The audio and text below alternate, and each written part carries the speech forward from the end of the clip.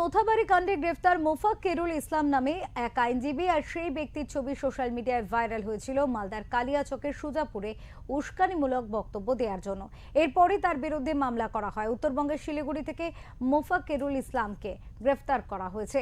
পাশাপাশি এখনো পর্যন্ত মোথাবাড়ি কাণ্ডে ৩৫ জনকে গ্রেফতার করা হয়েছে, যেখানে মালদার এই ঘটনায় মমতা বন্দ্যোপাধ্যায় পরোক্ষভাবে বিজেপিকেই দায়ী করেছিলেন। কিন্তু এই মোফাক্কেরুল গ্রেফতার হওয়ার পর ঘটনায় তৃণমূলের উস্কানির ইঙ্গিত করেছেন প্রাক্তন বিজেপি রাজ্য সভাপতি কেন্দ্রীয় প্রতিমন্ত্রী সুকান্ত মজুমদার।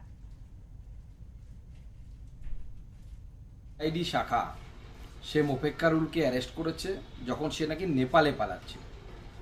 এ মূল উস্কানিদাতা। সেদিন এ গাড়ির বয়নটের উপরে দাঁড়িয়ে ভাষণ দিয়েছিল এবং প্রচুর মানুষকে উস্কেছিল এই জুডিশিয়াল ম্যাজিস্ট্রেটদেরকে আটকে রাখার জন্য।